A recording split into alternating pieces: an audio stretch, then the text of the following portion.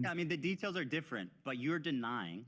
Like, once again, it's like you're still not disproving me. What did I say that is hilariously racist and wrong? Anti-German racism. Don't make an analogy. Tell me why I'm wrong. Anti-German racism. I don't need an analogy. I need facts from you.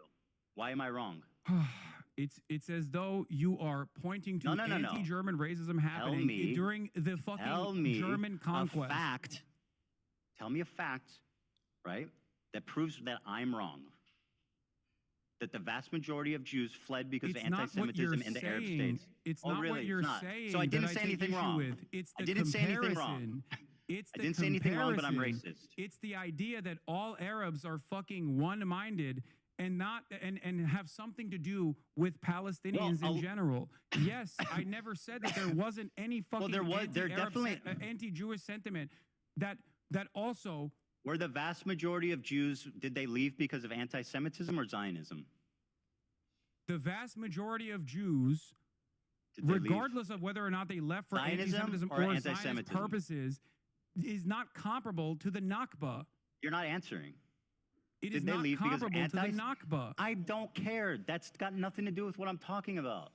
No, I'm not comparing them. And by the way, you made that comparison to unique, to make it seem as though it was a much larger crime. No, because people like you ignore the trauma of the fact that you want to tell that people in Israel to go back to where they came from. This is where they're from. They were forced to go to Israel. They could right now. They could go tomorrow. Really? The Iraqi Jews can go back to their home tomorrow. The Egyptian Jews can go back to their homes tomorrow. Absolutely. That is insane. What you are fucking out of your mind. They absolutely can. Tell me how. How did the Jews go back to their? And I understand why they wouldn't want to, because America fucking invaded and destroyed Iraq. But yes, they could. How? What do you mean how? How would they go back and reclaim their lost assets, their lost property? There were literally different schemes designed at this. And by the way, how did they become citizens? At different points throughout this 76-year-long, drawn-out apartheid structure, there were numerous instances where, yes, there was a right to return offered to Jews and even restitution for the homes that they lost in the process. So, yes, you're wrong. You simply don't know the facts. You are wrong. You won't say what fact I'm getting wrong. I just told you.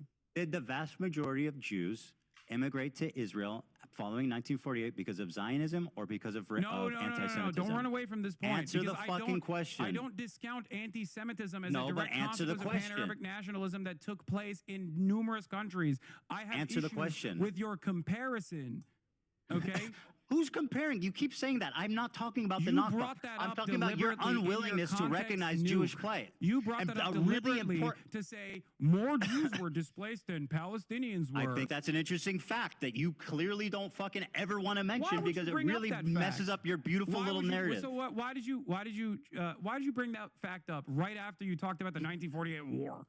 Because the point is that two people were traumatized. I think that comparison's disgusting. There was two people that were traumatized. There was two people that were displaced unfairly. It was the Palestinians and it was the Middle Eastern Jews.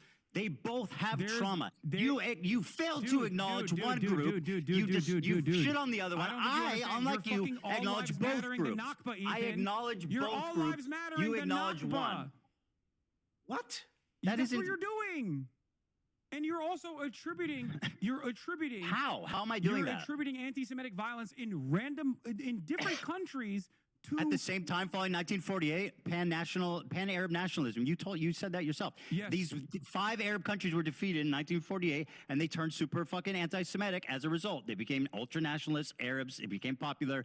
As Israel declared independence, they said, "Fuck no, we don't want this country here." And yeah, they all became anti-Semitic. That's a historical fact that you denied. You also failed to recognize that Iraqi Jews have been allowed to return to Iraq, and there have been numerous instances where Jews were given an opportunity to return. How many Jews live in Iraq? But you don't want. How many Jews live in Iraq? What? How many Jewish people right now? But they can. How many Jews live in the Middle East outside of Israel?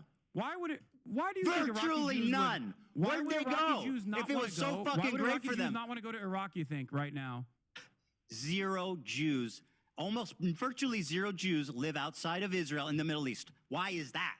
You don't think that none of them wanted to fucking stay at home? I don't know. Maybe because there was a religious ethno-supremacist state that was backed by a lot of Western states as a direct destabilizer in the fucking region with mass migration happening, especially, of course, mass migration happening, and then in the aftermath of the Holocaust with a shit ton more refugees coming in, was a much more viable state for them. Here's the problem. Viability of said state, of course, is partially a consequence of the other countries and the hostility that people felt towards Jewish people. You don't want to blame the Arabs. This in and of itself is the heart of the problem, because people conflate Zionism with Judaism, and you do that. That's what the Arabs did when they kicked them all out. I know, and I don't think it's appropriate. That's my point. Why are you blaming the Zionists and not the fucking Arabs for being racist?